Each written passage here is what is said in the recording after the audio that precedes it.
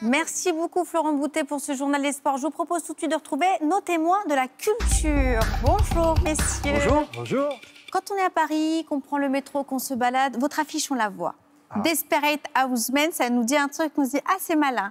Et on vous voit tous les trois allongés avec votre partenaire qui n'est pas là aujourd'hui, c'est Jérôme Daran. Ouais. Bonjour d'ailleurs, je manque à tous mes devoirs, Alexis Macquart et Stéphane Murat. Bonjour à vous. Pour une pièce de théâtre où on est obligé de se régaler, c'est très pratique parce que quand on est en tourisme à Paris, on se demande toujours ce qu'on va aller voir au théâtre. Il y a des valeurs sûres. Desperate Housemen, c'est le cas. 2000 représentations, 600 000 spectateurs, 10 ans d'existence. Vous en êtes l'auteur? Non, on est trois auteurs. D'accord. Et je crois que ça fait partie du succès de la pièce. Ouais, c'est ça. C'est écrit à combien? Oui, ça fait on va dire, 6 mains, 3.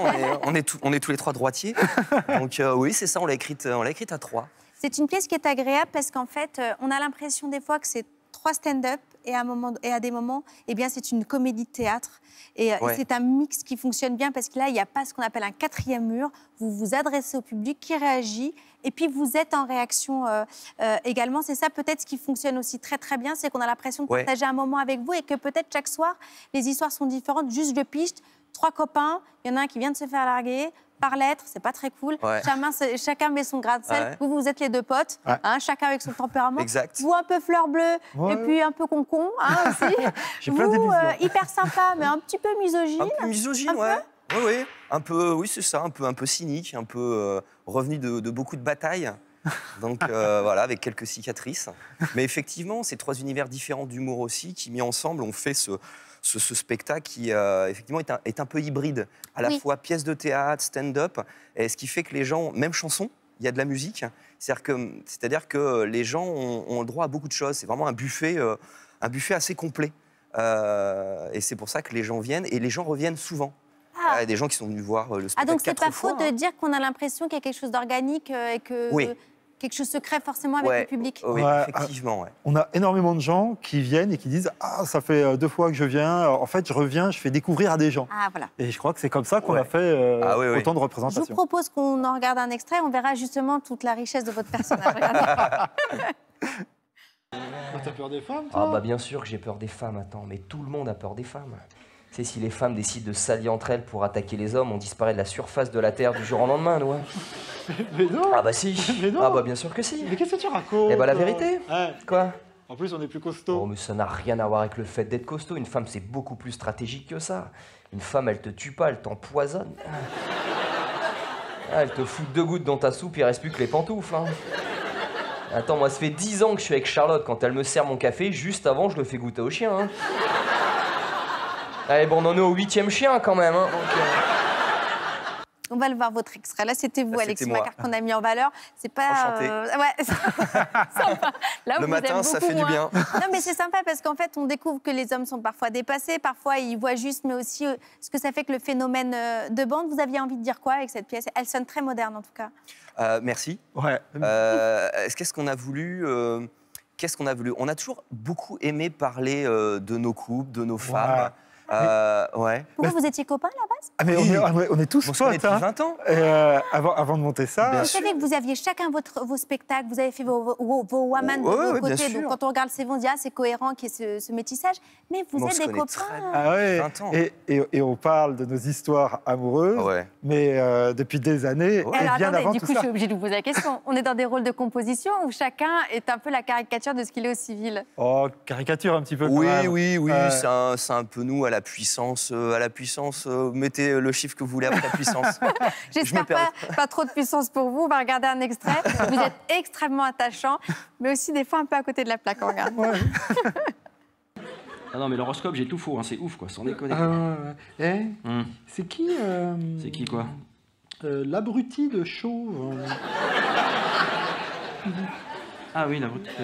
Elle dit ton pote, l'abruti de Chauve, c'est qui? C'est qui, quoi? Là. Ah oui. Et ben c'est qui? Bah c'est qui? T'es marrant, je suis comme toi, je suis en train de chercher qui c'est. Attends, c'est qui?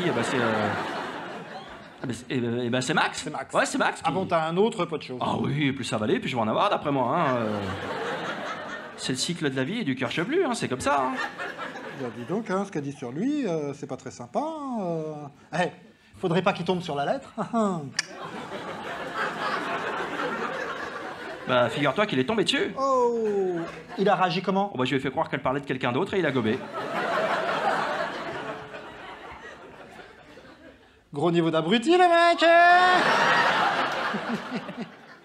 Vous êtes très, très attachant. Faut dire votre personnage beaucoup. Vous dites que c'est un spectacle qui change, qui a beaucoup bougé. Ouais, bah oui, avec le temps, avec ce qu'on a envie de raconter, avec ce qui se passe dans nos vies.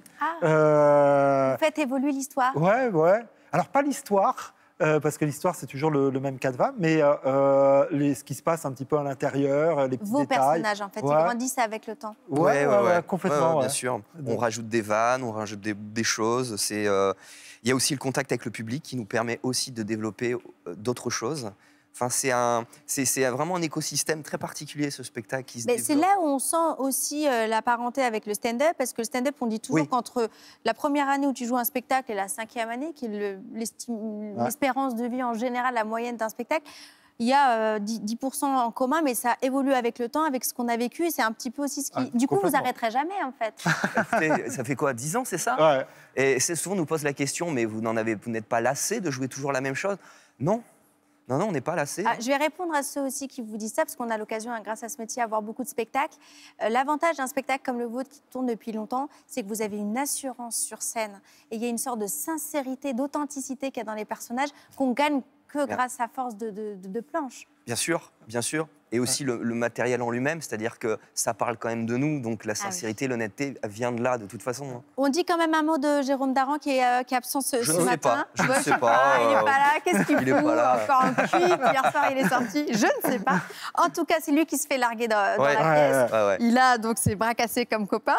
Très attachant, et je plaisante. Non, il est co-auteur, lui, de son métier. Il a été co-auteur avec Florence Foresti dans Vous avez tous des CV de fous malades. Ça joue, l'humour, ça fait partie des choses essentielles dans votre vie. Ah ouais, complètement. Ah ouais. Ouais, bien sûr. Sur scène, en dehors de la scène, c'est dès le matin. Vous vous rendez compte, à 9h30, on est là pour... C'est vrai. Et merci beaucoup d'avoir été avec nous en direct sur France Info. Merci. Je répète, alors là, vous jouez tout l'été au Grand Point Virgule, c'est du côté du quartier Montparnasse pour ceux qui ne connaissent pas. Donc si vous êtes à Paris, vous avez envie d'aller voir un spectacle, c'est aussi l'occasion. Il y a beaucoup de choses qui se jouent à Paris. Je trouve que vous et les Franglaises, c'est deux valeurs sûres. Là, on a vraiment deux spectacles, vous êtes sûr de vous marrer. Et ensuite, le spectacle sera prolongé septembre, octobre, novembre. Oui. Ouais. Ad vitam aeternam. C'est la longévité qu'on vous souhaite parce que c'est vraiment un très très un très bon moment qu'on passe ensemble. Oh, c'est gentil. C'est adorable, merci. Merci d'être avec nous. Merci à vous. Merci de nous avoir accueillis. Vous embrasserez le troisième cabinet. Ça sera fait. On va le faire. On reste ensemble. La météo, une nouvelle édition.